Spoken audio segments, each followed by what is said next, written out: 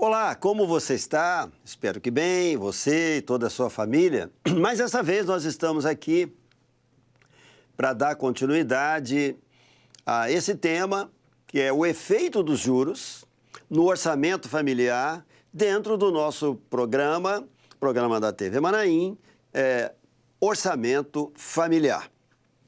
Já tivemos 2 episódios anteriores falando a respeito desse tema, efeito dos juros no orçamento familiar, dada a importância para um bom equilíbrio, controle financeiro da sua família, da sua casa, do seu lar, e o efeito que esse juro pode causar. Pode ter um efeito muito danoso se você não observar o que essa taxa de juros, esse valor monetário referente à taxa de juros aplicada a um empréstimo ou uma compra a prazo, pode causar dentro do seu orçamento familiar. Mas ele tem também um efeito positivo. De repente, você tem um dinheiro ou até um bem qualquer que não esteja muito bem aproveitado no seu uso, você vende, transformando esse bem qualquer que seja em um outro bem, que é o dinheiro, e fazer uma aplicação financeira, né? É você colocar o seu recurso, o seu dinheiro, gerando dinheiro para trazer um benefício financeiro para a sua família. Dando continuidade ao tema, esses juros, juro ou juros, tanto faz, uma expressão como outra. No Brasil, nós usamos juros. Em outros países, até alguns usam juro, no singular. Então, nós temos, quanto à forma de expressão, nós temos taxa nominal e taxa efetiva. É necessário prestar muita atenção nisso.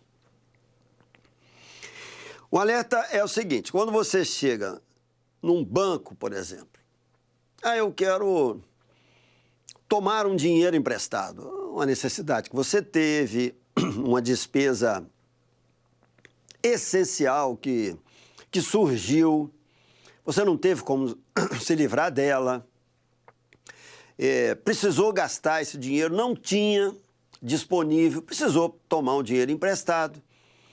Os bancos oferecem, as instituições financeiras oferecem. De início, alerta principal: se você tiver que fazer isso, procure uma instituição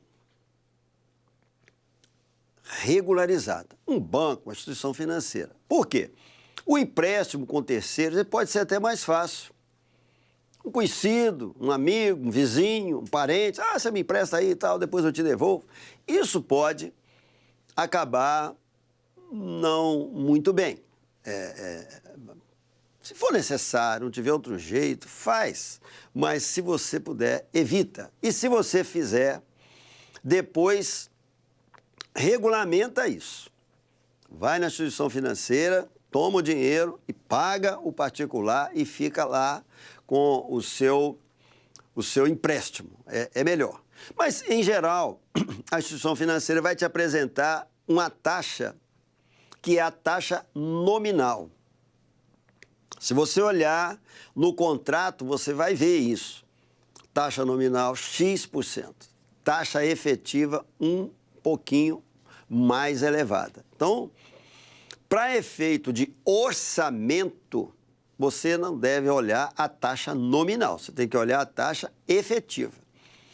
Bem, de uma forma bem simples, uma taxa de 12% ao ano, com capitalização mensal, não vai ser igual à taxa de 1% ao mês. Não dá a mesma coisa, tem que ser menos de 1% ao mês. No caso ali eu coloquei o exemplo, né? Ela dá 0,95. Coloquei até uma memória de cálculo, se você desejar olhar isso aí para entender melhor. Não precisa ser um expert em matemática financeira. Não, não há necessidade disso. É só para você entender, compreender o que acontece com o seu dinheiro. Sim, isso sim, é seu dinheiro. E se você não lutar por ele, não defendê-lo, mais ninguém vai fazer isso. Em regras gerais, as pessoas vão querer te tomar o seu dinheiro, vão querer ser dona do seu dinheiro. Né? O enriquecimento ou empobrecimento de uma pessoa ou de um povo está totalmente ligado à transferência de recursos. Sai da mão de um, vai para a mão de outro. Então, o dinheiro que você ficou com ele a menos, ele vai ficar a mais na mão de um outro. Seria melhor que ficasse a mais na sua mão, não na do outro. Porque quanto mais dinheiro entrar, mais a sua situação financeira vai ficar confortável, né? Mas a memória de cálculo da taxa nominal, né? Ali eu coloquei 12%, esse N aí é o número de parcela ou períodos, né? De vezes que vai ser efetivado. Aquela formulazinha ali é uma fórmula simples também, mas ali você tem o I representa a taxa, né? O P é a taxa por período e o E a taxa efetiva anual. Taxa efetiva, né? Aquele sinalzinho ali entre o parênteses e o 12, se você estiver usando no Excel, por exemplo, que é uma linguagem de computador muito usada, né? Um aplicativo muito usado, você digita a fórmula entre parênteses, colocando aquele sinal, depois o espaço 12 vai elevar a potência de 12. Aquela expressão 1 mais IP, entre parênteses, elevado à potência de 12. Isso aí é no Excel. Se tiver numa calculadora financeira, você tem x elevado a y, já resolve. Se você sentir a necessidade de fazer isso, mas a minha intenção aqui nem é essa, é te despertar com o que acontece com o seu dinheiro. Então, juros de 12% ao ano, se for calcular a taxa mensal, não é dividir por 12. É colocar naquela fórmula, aquela formulazinha que eu coloco ali. Sim, nessa fórmula vai chegar a 0,95 mensal, porque esse 0,95 ele vai capitalizando até o 12º período.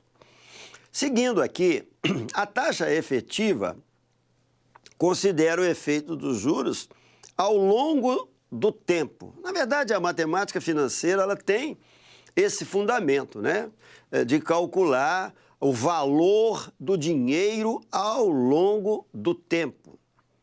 100 mil reais há 10 anos atrás não equivale a 100 mil reais hoje. O dinheiro ele muda de valor conforme o tempo, né? Ele é atualizado, né? E aqui a taxa efetiva. Se você pegar a taxa de 12% ao ano, com capitalização mensal, olha como é que muda. Lá, né, 12% ao ano, mas a capitalização não era mensal, é anual, no período, né? Deu 0,95. Mas aqui, e é o que os bancos, a instituição financeira usa, é isso aqui, 12% ao ano é a taxa nominal. Mas se você fizer o cálculo, fazendo a capitalização mensal, a taxa efetiva ao ano, que é o juro que você realmente vai pagar, vai sair do seu bolso, vai sair da sua conta, da sua renda, não são mais esses 12. Agora, 12,68% ao ano. Então, houve um acréscimo. E isso é que eu quero muito despertar você para ter atenção nisso. Então, não leve em consideração 12, mas 12,68, 12,68. A memória de cálculo que eu coloco aqui também, só para curiosidade, né? O I sempre representa a taxa, o E é efetiva, o P é a taxa periódica, os períodos, né? Meses, geralmente é capitalizado mensalmente, pode ser em outro período, pode capitalizar diário, semanal, anual, mas ali, no caso, eu estou fazendo por mês, para mostrar, né? Então, a taxa efetiva vai ser o 1 mais IP, que é a taxa periódica, entre parênteses, elevado ao número de períodos, né? Que no caso aí pode ser 12, no caso do ano, né?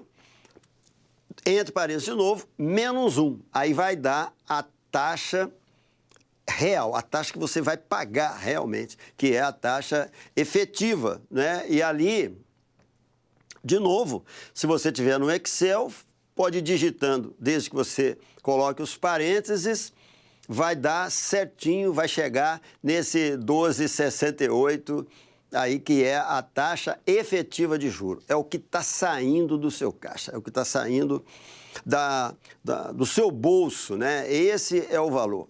Um despertamento que eu faço para que você nem que evite, nem adianta tentar negociar isso também com os bancos, você pode até tentar, mas já vem, eu quero ter um valor disponível. O banco manda isso, né? Geralmente o banco faz isso. Você tem aqui um crédito aprovado e eles não colocam a taxa de juros, mas quando você pergunta, ele não vai falar 12,68, ele vai falar 12, que é a nominal.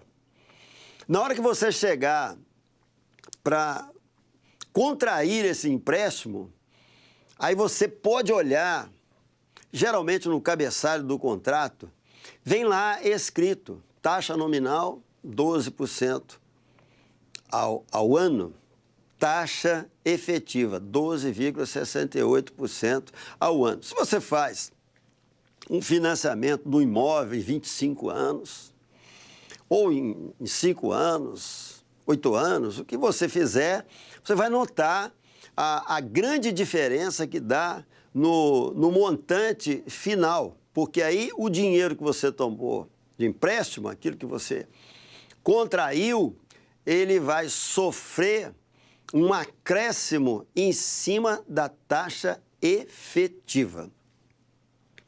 Você pode até tentar, você pode conversar com o gerente, a pessoa da sua conta, o responsável. Eu queria reduzir essa taxa, você pode até tentar.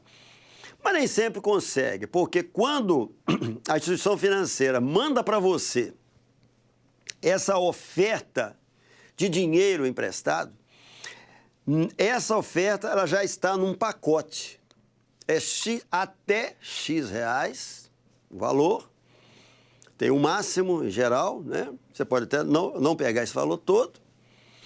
Às vezes só dá para fazer assim, é esse valor com essa taxa nominal e essa taxa efetiva para ser liquidado em tantos meses, tantos períodos, né? Geralmente já vem pronto esse pacote. Aí é muito difícil você conseguir negociar essa taxa. Mas você pode tentar. O principal aqui é te alertar para isso. Às vezes, você tem uma outra alternativa.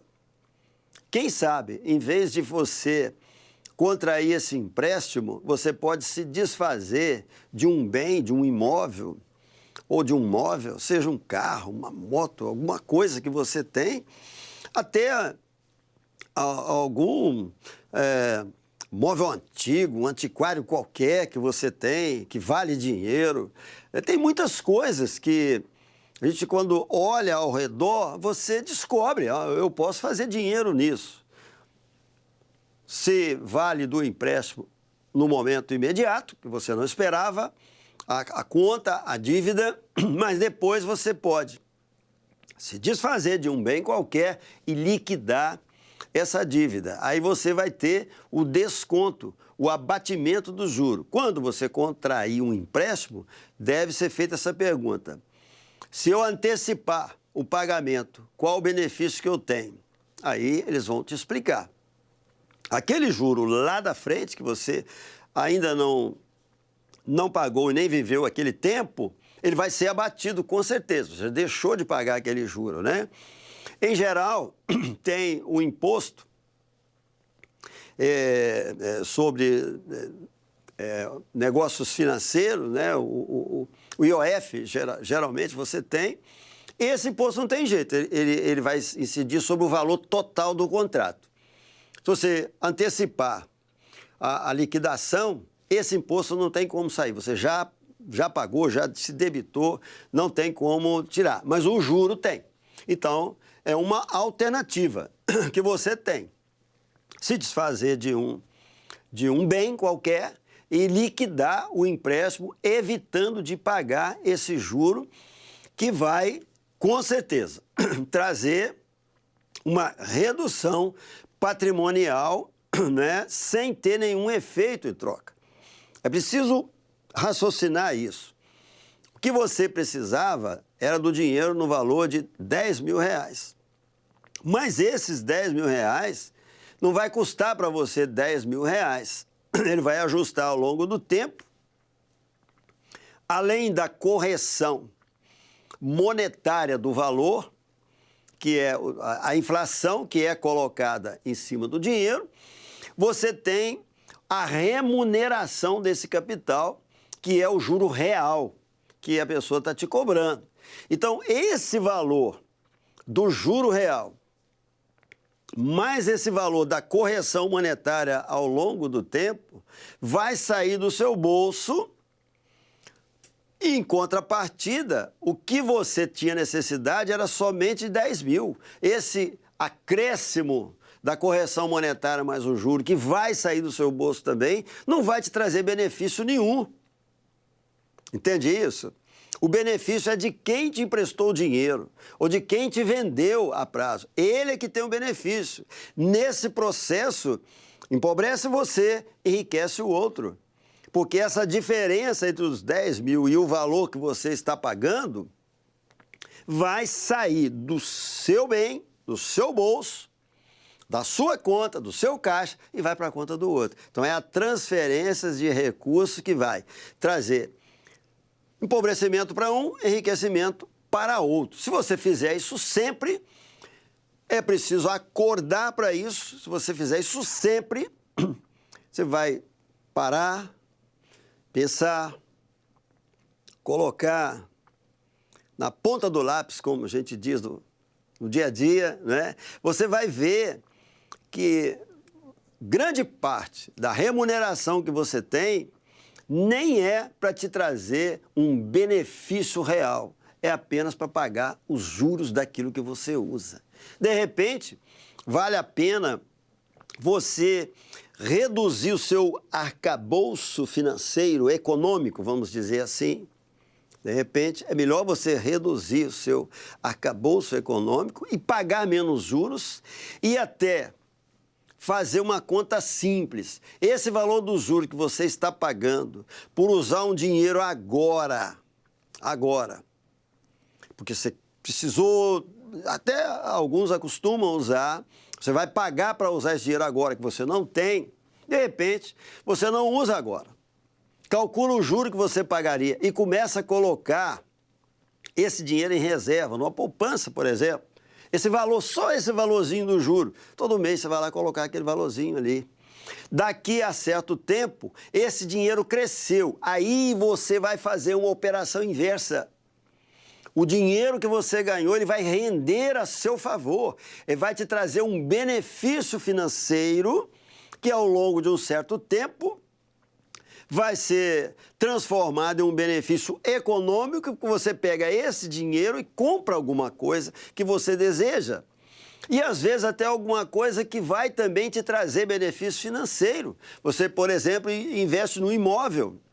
Daqui a certo tempo, o valor desse imóvel, o valor monetário desse imóvel cresceu. Aí você ganhou 3 vezes. Ganhou por não pagar o juro, antecipando o gasto de um valor que você podia postergar. Ganhou a primeira vez, não pagando o juro. Ganhou a segunda vez, quando você aplicou, ou investiu, ou poupou esse valor mensal que você pagaria de juros, você poupou. Aí você vai ter a poupança, ele vai ser mantido o valor. Aquele ganho que nós temos na poupança nem é retorno financeiro. Nem é retorno financeiro. Aquilo ali é só para manter o valor monetário do seu dinheiro com uma correção. A correção monetária do dinheiro. Isso da poupança, eu digo. Mas você pode poupar um certo valor, em certo tempo você tira esse dinheiro da poupança e faz uma aplicação financeira. Aí, além da correção monetária, você tem também um ganho monetário. Então, é o segundo ganho. Quando você forma um certo montante e compra um imóvel, por exemplo, esse imóvel, ao longo do tempo, ele vai valorizar. 99% dos casos vai valorizar. Então, você tem o terceiro ganho. É preciso pensar nisso. Nem sempre é possível, mas quem sabe você está numa situação de possibilidade de fazer isso, né? Então, eu coloco ali também, na classificação quanto à forma de expressão, né, taxa equivalente. Quando eu falo taxa equivalente, 12% ao ano e 1% ao mês vai produzir o mesmo valor. Essa sim é taxa equivalente, né? Mas quando você coloca a capitalização mensal, por exemplo, né, essas taxas aí não batem. Você viu antes 12%, se você for considerar a taxa mensal 12% ao ano, vai dar 0,95 ao mês para chegar em 12%. Se você colocar a mais, que é o que os bancos fazem, 12% ao ano não vai ser 12%, vai ser 12,68%. A equivalente é o mesmo montante. Então, você pode olhar, o contrato é taxa equivalente? Se for equivalente, 12% ao ano, 1% ao mês vai ter que dar o mesmo valor, o que não é muito usual nos empréstimos, por exemplo. Eu encerro aqui colocando um exemplo prático, né, num valor ali de 200 mil, que ao longo de um certo período ali, eu coloquei 96 meses, que são 8 anos, né? O valor tem um aumento absurdo, né? A taxa anual de 26,4% vai passar para 29,84%, né? Há uma mudança substancial, né? Se dividir por 12, vai sair de 2,2 para 2,49. Mas é isso tudo, mas é bastante comum você chegar, você tem um carro? Eu tenho.